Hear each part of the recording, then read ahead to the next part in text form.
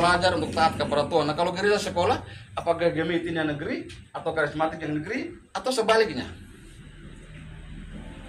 Nah kalau berbicara sampai begitu Pak Mama, sekarang ini swasta itu lebih berusaha untuk menonjolkan diri, berusaha untuk buat yang terbaik. Shalom untuk Mama sekalian. Bacaan yang dipilih bagi kita saat ini terambil dari Yohanes pasal 16. Yohanes 16 ayat 4 sampai ayat 15. 4b sampai ayat 15. Baik, semua sudah dapat. Sebelum membaca, kita mau satu hati menghadap Tuhan dalam doa. Kita berdoa. Terpuji dan Allah Tuhan kami, Allah penolong yang ajaib, Tuhan terang kasih, kami boleh hadir di tempat ini bersama dengan keluarga di tempat ini untuk mendengarkan sabda kebenaran. Kami mohon kepada Bapa di surga, kiranya Roh Kudus menolong kami, menuntun kami dengan cara-Mu, berikan kepada kami telinga yang mau mendengar dan hati yang mau siap menerima firman-Mu, dan terlebih kami taat kepada apa yang Tuhan perintahkan. Ini doa dan sembahyang kami Bapa, biar Roh Kudus bekerja di tengah kami. Siapa yang Allah Tuhan kami, Allah yang kami sembah dalam nama Yesus, Bapa punya kerajaan dan kuasa kemuliaan sampai selama-lamanya. Baik Mama, kita jemput diri, baca bergantian. Kaum Bapa duluan dari ayat 4b, kaum Ibu dan bergantian seterusnya. Pekerjaan penghibur 1, 2, 3. Hal ini tidak kukatakan kepadamu sejak semula, karena selama ini aku masih bersama-sama dengan kamu. Tetapi sekarang aku kepada Dia yang telah mengutus aku, dan tiada seorang pun di antara kamu yang bertanya kepadaku, kemana engkau pergi? Tetapi karena aku mengatakan hal itu kepadamu, sebab itu hatimu berduka cita. Namun benar yang kukatakan ini kepadamu, adalah lebih berguna bagi kamu jika aku pergi. Sebab jikalau aku tidak pergi, penghibur itu tidak akan datang kepadamu. Tetapi jikalau aku pergi, aku akan mengutus Dia kepadamu. Dan kalau Ia datang, Ia akan menginsafkan dunia akan dosa, kebenaran dan penghakiman. Akan dosa, karena mereka tetap tidak percaya kepadaku. Akan kebenaran, karena aku pergi kepada Bapa dan kamu tidak melihat aku lagi. Akan penghakiman, karena penguasa dunia ini telah dihukum. Masih banyak hal yang harus kukatakan kepadamu, tetapi sekarang kamu belum dapat menanggungnya. Tapi apabila Ia datang, yaitu Roh kebenaran, Dia akan membimbing kamu ke dalam seluruh kebenaran. Sebab Ia tidak akan berkata-kata dari dirinya sendiri, tetapi segala sesuatu yang dilihatnya, itulah yang akan dikatakannya. Dan Ia akan memberitakan kepadamu hal-hal yang akan datang. Ia akan memuliakan aku, sebab Ia akan memberitakan kepadamu apa yang diterimanya daripadaku. Segala sesuatu yang aku punya adalah aku punya. Sebab itu aku berkata, Ia akan memberitakan kepadamu apa yang diterimanya daripadaku. Terima kasih Bapak Mama, demikian firman Tuhan. Silakan.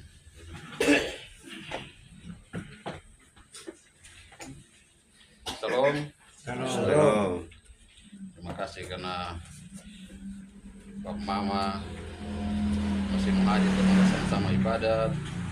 Mama jalan juga membuka pintu rumah. Menurut beta, mungkin bukan hanya beta saja, tapi mungkin di antara ketong juga punya banyak hal yang harus diselesaikan di rumah, punya banyak persoalan, banyak beban tanggung jawab. Tetapi kalau ketong mau memberi diri untuk mendengarkan firman Tuhan, itu satu kebahagiaan. Sebab seperti apa yang Tuhan katakan bahwa Maria menerima yang terbaik. Dikala ia mau duduk mendengarkan firman Tuhan, dan dia membiarkan Marta bekerja sendiri, tapi Tuhan bilang itu yang terbaik. Karena firman Tuhan itu tumbuh di hati dan berbuah. Bagi yang mau siap menerima firman Tuhan, firman itu tumbuh dan berbuah, menghasilkan. Jadi andai kata firman itu mau dicabut dari hidup seseorang, berarti hatinya orang itu juga harus dicabut, baru firman itu bisa keluar. Karena firman itu tertanam dan tumbuh. Jadi harus cabut itu orang penghati, baru firman bisa keluar. Dalam arti bahwa itu orang harus kembali kepada Bapa di surga bersama firman yang ada di hatinya. Jadi mati dalam kebenaran. Dan itu kebahagiaan. Itu yang Tuhan bilang suatu bagian yang terbaik. Lukas 10 ayat 42 itu. Jadi kalau kita mau meninggalkan kesibukan untuk datang hanya beberapa menit untuk mendengar firman, sebenarnya itu sudah hal yang paling baik yang kita berikan, yang kita lakukan. Hari ini dengan tema khotbah dari Sinode Gemita itu tuntunan Roh Kudus dalam kehidupan orang percaya. Dalam kehidupan orang percaya. Jadi kalau omong orang percaya, kita semua tahu bahwa orang yang percaya kepada Yesus itu sudah pasti. Ya, tapi tidak semua orang yang percaya kepada Yesus pun dengan demikian Roh Kudus bisa ada di dia punya hati atau bekerja di dia punya hati. Karena Alkitab mencatat bahwa orang yang menerima Roh Kudus itu yang pertama orang yang bertobat. Orang bertobat menerima Yesus sebagai Tuhan dan Juru Selamat. Kisah 2 ayat 38. Itu Petrus bilang dengan saat pencurahan Roh Kudus. Lalu orang-orang bertanya, jadi kau mau buat apa supaya kita bisa menerima Roh Kudus? Petrus bilang bahwa berilah dirimu bertobat, berilah dirimu dibaptis, maka itu akan dikaruniakan kepadamu. Jadi orang yang bertobat dulu baru ada Roh Kudus mau tinggal dalam hidupnya. Dan juga orang yang mau taat, masih di Kisah Rasul 5 ayat 32. Jadi orang yang mau taat kepada firman Tuhan itu Roh Kudus ada di dalam hati. Jadi tidak semua orang yang percaya itu Roh Kudus bisa bekerja di dalam hati. Kalau dia masih belum mau tobat dari lepas hari meninggalkan di pendosa, dia percaya Tuhan adalah Juru Selamat, tapi dia masih mau hidup sonde ikut Tuhan pemah, sonde taat. Roh Kudus tidak akan bekerja dalam hati.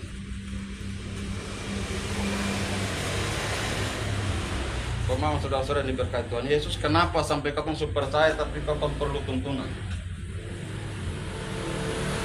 Karena kita semua ada dalam kelemahan. Beta ambil contoh, salah satu kelemahan yang ada dalam kehidupan kita orang percaya yaitu ketakutan. Takut memberitakan firman Tuhan, takut bersaksi, takut cerita kepada orang siapa Tuhan Yesus. Demikian yang terjadi kepada Petrus yang tadi sebelumnya dia menyangkal Tuhan Yesus, kan dia takut. Yang tanya dia seorang perempuan, lu ini pasti salah satu dari mereka ya, dari Yesus. Petrus bilang, lu omong apa sudah tahu? Petrus menyangkal Yesus karena dia takut. Itu salah satu kelemahan orang percaya. Nah kalau ketemu sama-sama begini ya biasa-biasa, tapi coba kalau di Aceh sana atau di mana ya orang sana kenal Tuhan Yesus yang berseteru terus dengan ketong yang percaya Yesus. Kira-kira ketong sanggup sudah mengatakan bahwa aku pengen ikut Yesus. Dan itu hanya diperlukan tuntunan Roh Kudus supaya ketong sanggup apa ya, menyampaikan kepada orang, bersaksi, cerita, mengakui Yesus sebagai Tuhan dan Juru Selamat. Karena setelah Simon Petrus, setelah pencurahan Roh Kudus itu, Simon Petrus dengan berani berkhotbah dan sekitar 3.000 orang, bahkan naik sampai 5.000 orang laki-laki itu bertobat. Karena dia sudah ada keberanian menyampaikan firman Tuhan. Bahkan dia berani bersaksi depan imam-imam. Jadi Roh Kudus itu sangat diperlukan dalam kehidupan kita semua, Mama. Jadi perayaan Pentakosta ini menurut saya bukan sekedar perayaan biasa, tapi ini ucapan syukur yang luar biasa yang harusnya kita lakukan. Karena ini menunjukkan bahwa Tuhan Yesus itu tidak datang kasih tahu bahwa saya Yesus lalu pergi begitu saja.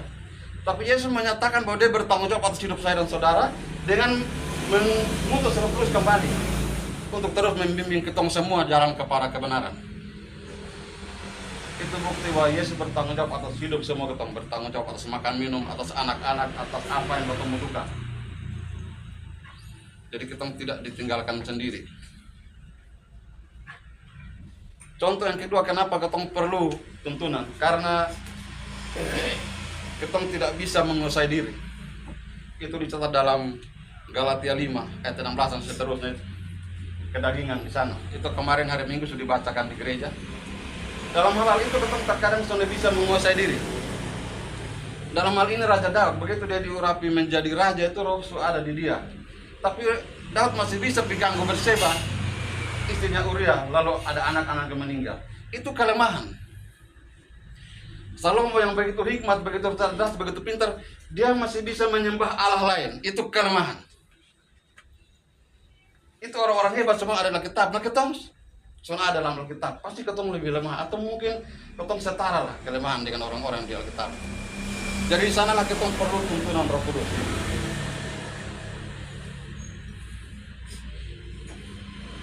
Roh Kudus punya pekerjaan itu adalah ayat 10 itu ayat 9 akan dosa karena mereka tetap tidak percaya kepadaku.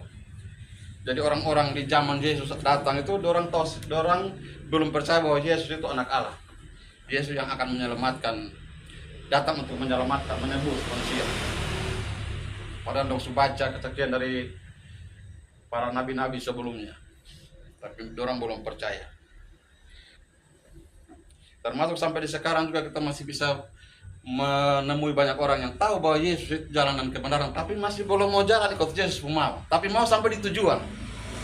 Mau ke tujuan ke mana kau ikut jalan?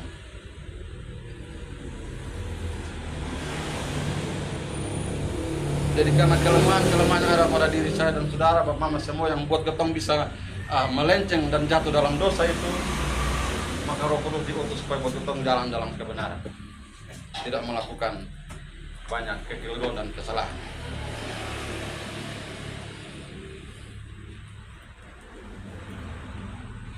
Memang sudah berkait Tuhan skill itu supaya Roh Kudus tinggal dalam ketong. Ada dua hal tadi, yaitu bertobat dan mau taat. Dan yang berikutnya meminta supaya Roh Kudus ada dalam hidup ketong semua, dalam pribadi kita masing-masing.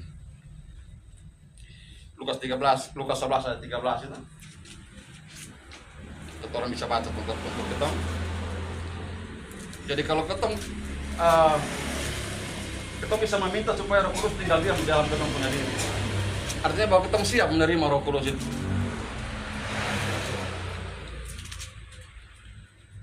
Lukas 11 ayat 13.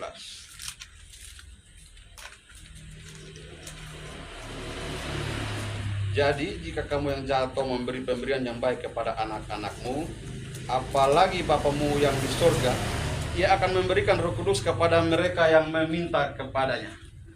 Jadi walaupun kita percaya, tapi kita rasa Roh Kudus dalam kuat di hati, kita bisa minta Tuhan, Roh Kudus itu biar tinggal di beta dengan kuat, supaya beta sanggup menjauhkan diri dari setiap kelemahan yang ada itu. Jadi kita perlu meminta. Beta pernah berrefleksi satu kali bahwa apakah kita atau karismatik itu yang kategori negeri, atau yang mana yang swasta, mana negeri? Karena semua kita tahu bahwa gereja itu adalah sekolah di mana kita belajar untuk taat kepada Tuhan. Nah kalau gereja sekolah, apakah Gemitin yang negeri atau karismatik yang negeri atau sebaliknya? Nah kalau berbicara sampai itu Bapak Mama, sekarang ini swasta itu lebih berusaha untuk menonjolkan diri, berusaha untuk buat yang terbaik. Nah kita juga harus berusaha begitu, menjadi yang terbaik, bukan terbaik dinilai orang, tapi supaya Tuhan pujian itu datang dari orang lain, dan Tuhan pun juga mengakui kita di depan Bapa di surga.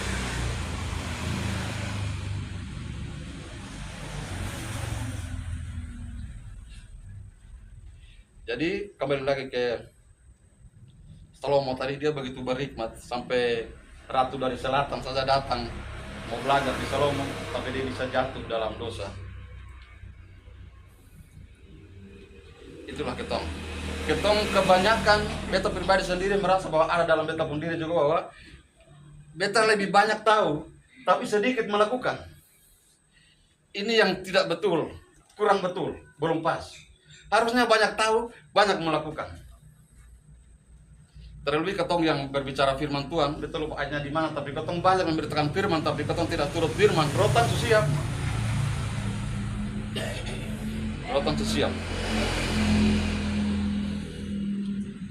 Dan sesungguhnya Roh Kudus itu tidak berbicara seturut apa yang dia mau, tapi dia berbicara seturut yang Tuhan kehendaki, yang Tuhan perintahkan.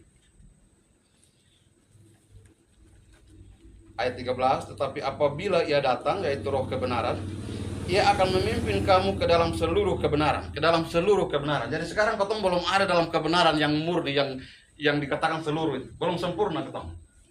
Ketong masih ada kurangnya, masih ada lemahnya. Makanya kadang-kadang ketong mungkin masih bersenggolan, masih satu belum bakat tubuh, ya ketong belum sempurna. Ketong masih harus dituntun supaya menjadi berada dalam kebenaran, dituntun supaya berjalan seturut Tuhan mau. Itu Roh Kudus memfungsi.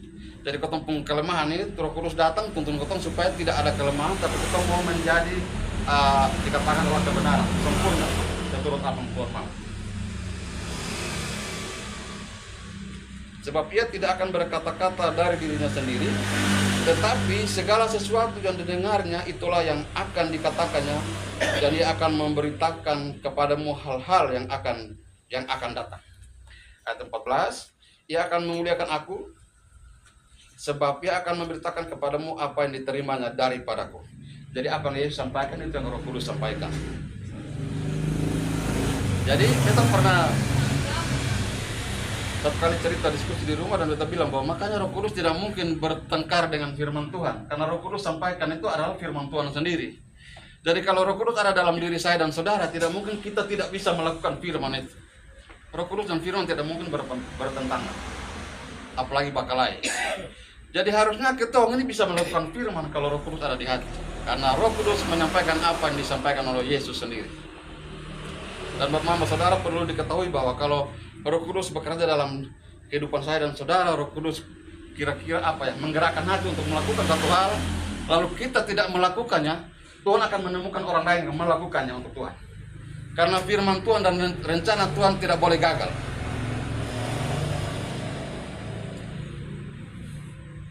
Kita kembali ke Yesaya 55 ayat 11, satu orang tolong baca kan?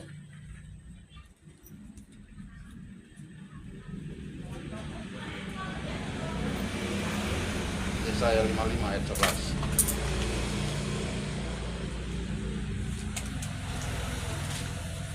Demikianlah firman-Mu yang keluar dari mulutku, ia tidak akan kembali kepadaku dengan sia-sia, tapi ia akan melaksanakan apa yang Kukehendaki dan Jadi firman yang disampaikan Allah untuk disampaikan kepada kita lewat Roh Kudus itu tidak akan kembali dengan sia-sia. Tuhan punya rencana harus terjadi. Jadi kalau kita semua melakukan apa yang tugas mau, Tuhan akan temui orang lain yang mau melakukan bagi Tuhan. Berarti kita harus siap melakukan apa yang diperintahkan Tuhan. Karena kalau Tuhan mengalihkan perintahnya kepada orang lain yang melakukan, berkatnya itu juga bagi orang lain itu.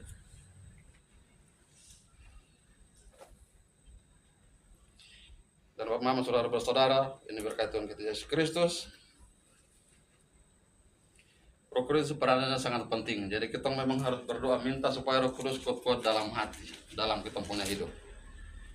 Karena untuk mengakui siapa Yesus saja itu pun harus dengan pertolongan Roh Kudus. Ini yang terakhir dari ayat pertama Korintus 12 ayat 3. Ini untuk mengakui Yesus saja juga harus ada Roh Kudus dalam hati. Kecuali orang jalan terangkat, aduh Tuhan ya, aduh Yesus, itu mungkin hanya sekedar kebiasaan, tapi belum tentu tulus. Tapi dengan tulus mau bilang bahwa Yesus itu penebusku, itu perlu ada Roh Kudus di hati.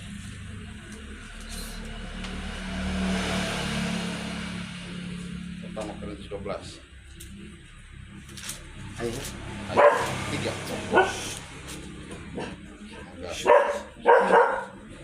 Semoga kita sampai salah.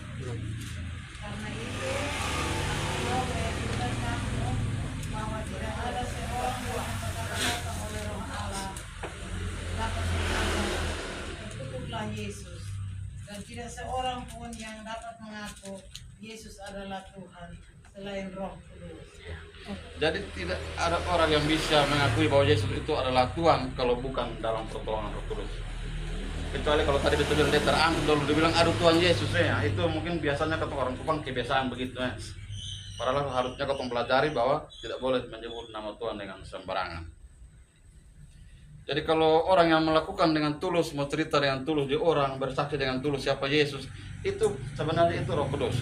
Nah dari sini kita masing-masing bisa belajar apakah dalam ketemu hidup sudah ada Roh Kudus atau belum.